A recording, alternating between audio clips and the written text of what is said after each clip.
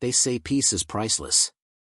But at Oak Meadow Shores, it cost exactly $165, and came stapled to a bright orange violation notice slapped on my front door. It all started on a Tuesday afternoon. Sun high, breeze gentle, water glass smooth. I'd wrapped up my work-from-home day, grabbed my collapsible chair and rod, and strolled down to the dock behind my house. The lake shimmered like an open secret, the kind that called out for reflection and maybe a lazy catfish or two. I cast my line. Let the silence do its magic. Then I heard it. The crunch of footsteps. Slow. Deliberate. "Excuse me," came the voice, nasal and tight as a violin string. "You can't do that here." I turned. There she stood, Karen Albright, president of the HOA and self-proclaimed guardian of the shores. Dressed in a peach-colored polo and khaki capris, clipboard in one hand, phone in the other like she was about to call on the National Guard. I smiled, kept my tone pleasant. "Doing what, exactly?" She gestured to my fishing rod like it was a weapon of mass destruction. "Fishing. This dock is community property. And according to subsection 14C of the Lakeside Recreational Conduct Ordinance, line casting is strictly prohibited unless sanctioned by the HOA. I blinked. "It's behind my house." "Yes," she said, with a smile that didn't reach her eyes. "But the lake is maintained by the HOA. That makes it ours. You're in violation." I laughed. I couldn't help it. "Karen, I'm not having a kegger. I'm fishing. For bluegill." "You're disturbing the aquatic harmony," she snapped. That night, the violation was taped to my door. Fine, $165. Reason, unauthorized use of HOA-maintained natural resource. I almost choked on my beer. But that wasn't even the part that pushed me. No, that came 2 days later, when Karen posted a message on the community bulletin board. As residents may have noticed, certain individuals believe they are above the rules. Let me assure you, nobody is. Respect for our shared resources is mandatory. Underneath the post was a grainy, zoomed-in photo of me from behind. Fishing hat, rod, chair. It was unmistakable. I'd been spied on. Publicly shamed. I should have let it go. But I didn't.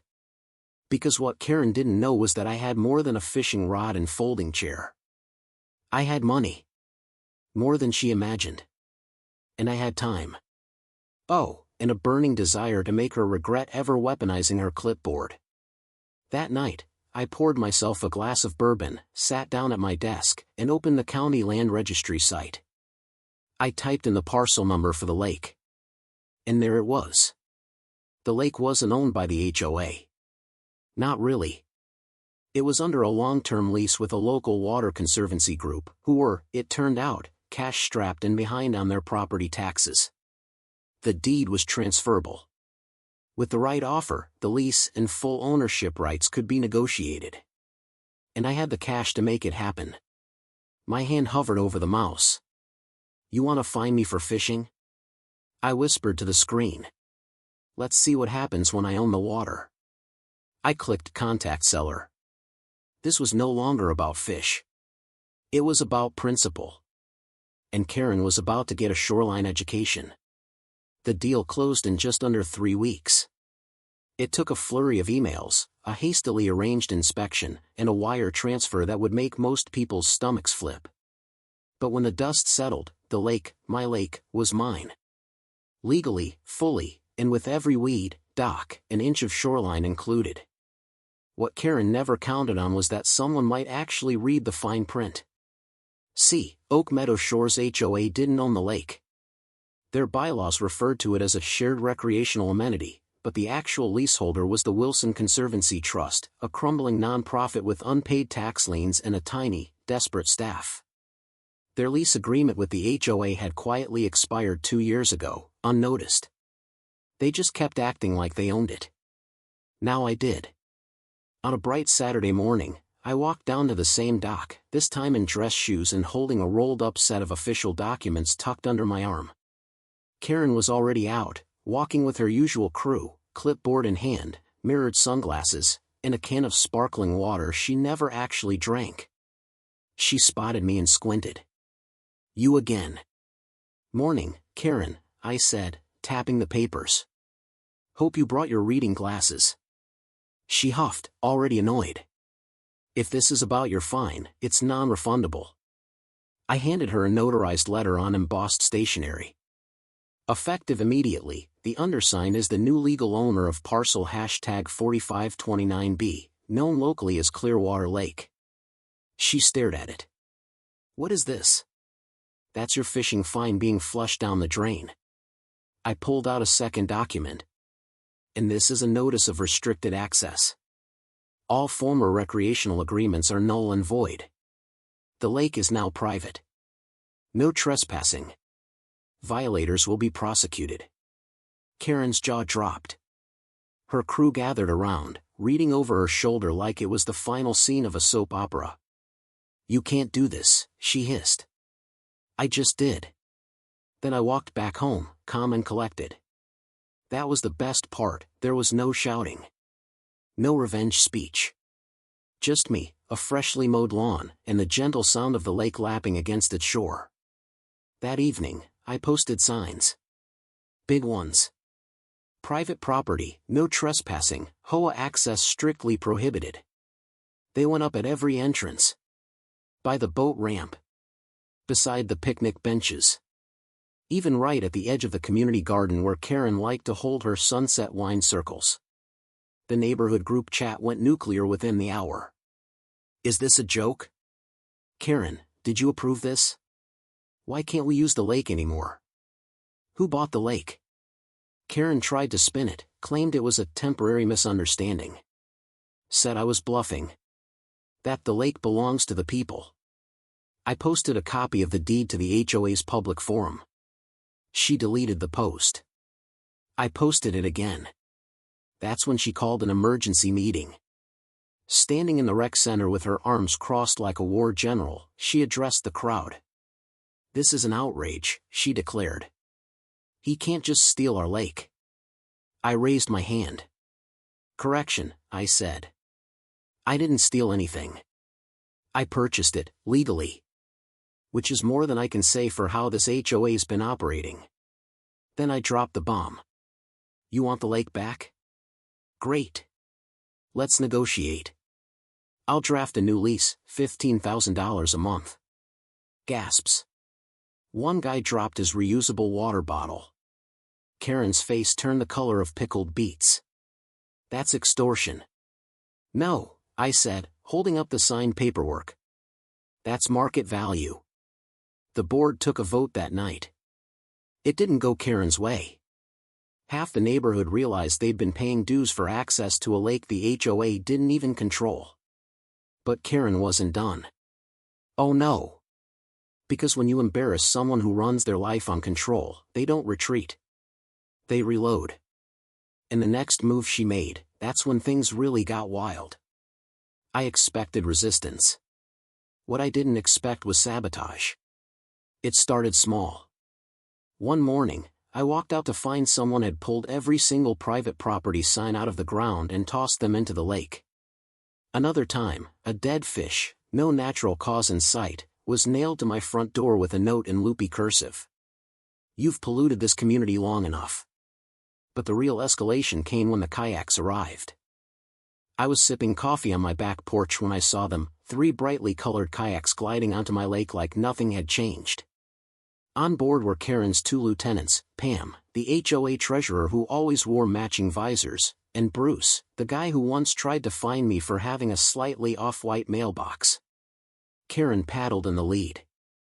I walked to the dock, phone in hand. "You're trespassing." "We're exercising our riparian rights," Karen called out, like she'd just passed the bar exam. "You're exercising your ego. Turn around." She lifted a laminated sheet above her head. "According to the Clean Water Act." I cut her off. "That's federal law. Applies to navigable waters. This is a private, non-navigable, spring-fed lake. You want to quote legalese, at least make it relevant." Karen scoffed. We'll see what the court says. That's exactly what I was hoping you'd say.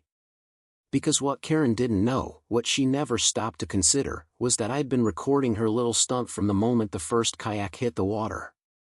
Time-stamped, geolocated, crystal clear video of her knowingly trespassing. And I wasn't just planning to scare her. I had something better. That afternoon, I visited the county clerk's office. Filed an affidavit. Sent copies to the HOA's legal counsel, who, judging by the slow trickle of backpedaling messages in the neighborhood forum, was already advising Karen to stop digging. But she didn't stop. Instead, she started playing a dirtier game. On the following Monday, the code enforcement officer came knocking. Twice. Got an anonymous tip, he said, not even hiding the sarcasm.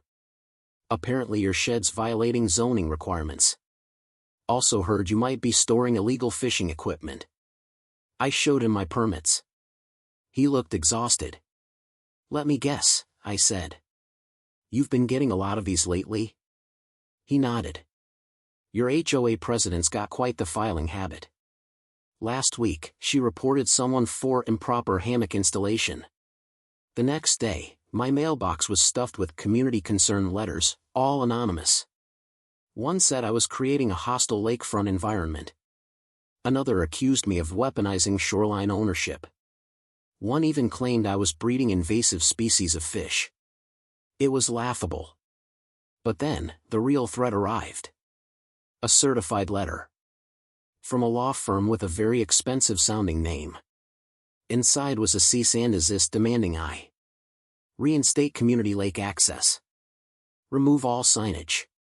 Cease intimidating behavior toward HOA members engaging in peaceful aquatic activities. Karen was coming for my lake, legally this time. But here's where she miscalculated. She was using HOA funds to wage a personal vendetta. And that was the fatal mistake. Because all it took was one neighbor, a quiet guy named Derek with a drone hobby and a long memory, to come forward. He dropped by with a flash drive. I've got footage, he said. Karen ordered community funds to pay for private kayak storage and repairs at her house. Claimed it was lake maintenance.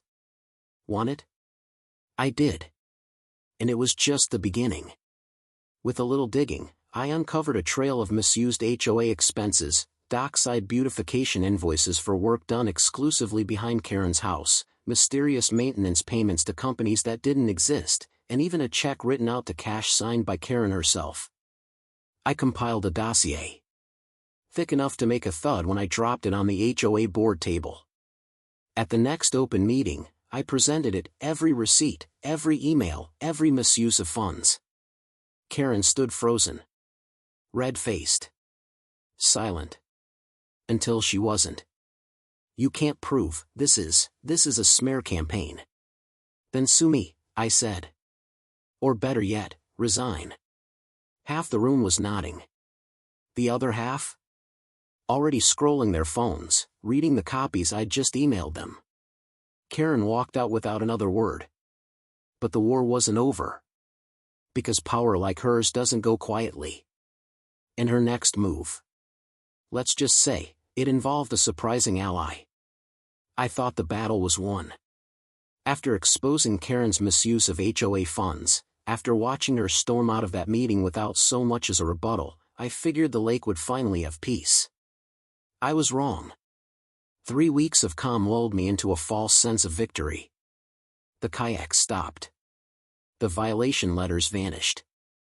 Even the neighborhood forum grew quiet. I let myself relax, just enough to start planning a floating dock extension and maybe even a little boathouse remodel. That's when the snake slithered in. Not literally. No, this snake wore boat shoes and cologne that smelled like menthol and court settlements. His name was Randall Fox. He was introduced at the next HOA meeting as the interim HOA liaison for external landowner relations. I nearly choked on my coffee. External landowner was me. And this new liaison? His job was Karen's revenge in a better-fitting suit. Randall was slick. The kind of guy who smiled with his whole face but blinked too slowly. He took to walking the lake perimeter with a clipboard and a Bluetooth headset, narrating into thin air like he was starring in a reality show. "I'm just here to build bridges," he told me on our first encounter, standing at the edge of my dock like he already owned it. "We've got a community to heal." I raised an eyebrow. "By uninviting me from my own shoreline?" He chuckled. "Let's not rehash the past. There's a new proposal on the table. Cooperative lake management." He handed me a packet. Glossy. Stapled. Professionally printed. Inside was a proposal to split management of the lake between myself and a community advisory board. They offered $0. In exchange, they wanted access, oversight rights, and permission to install community-use kayak storage and a floating swim platform. In short, they wanted the lake back. "Let me guess," I said, flipping the page. "You're the advisory board?" He grinned like I'd just handed him an Oscar. Karen's officially stepped down. "I'm just helping fill the gap. Volunteering my time." That's when I noticed something odd. His last name, Fox. Same as the law firm that had sent me the cease and desist. And that smug glint in his eye. That wasn't about cooperation. It was strategy. Karen was still playing. She'd just changed jerseys. I declined the proposal, naturally. Politely, but firmly. Randall shrugged. "You're missing an opportunity to be a hero." "I'm not interested in being a hero. Just the owner." That night, my dock lights were ripped out. 2 days later, someone dumped mulch all over the trail to the waterline, thick enough to trip on. Then the drone returned. It hovered just above my roofline, buzzing like a metallic wasp.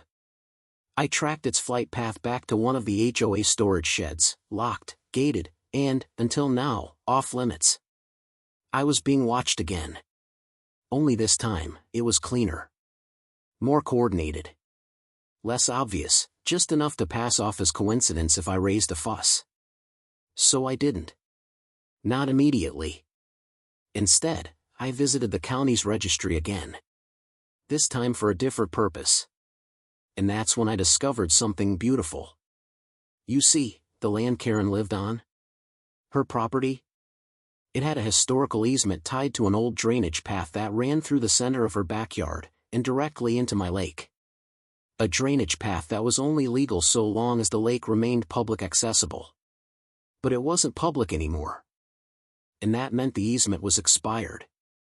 Meaning, I could legally redirect that runoff right back where it came from, or block it altogether. It wasn't revenge. It was plumbing.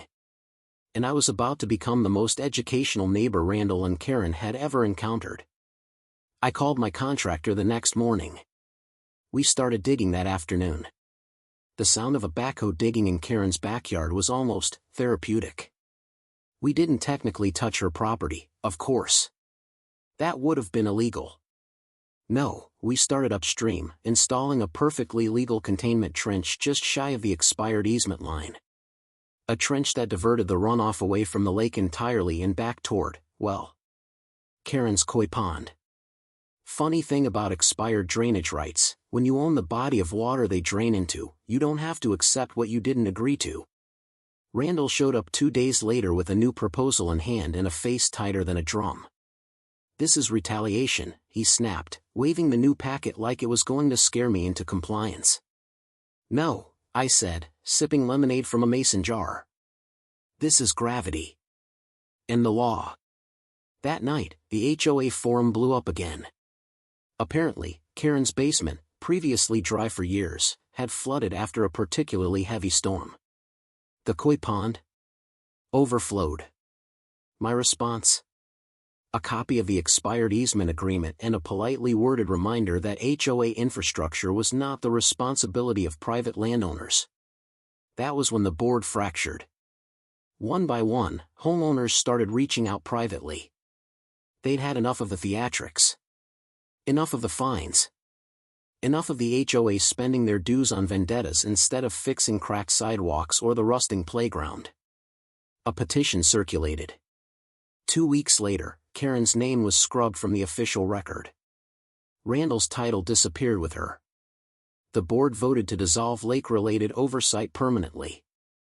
I signed a letter confirming no community access would ever be granted again, not unless a formal offer with actual capital was presented.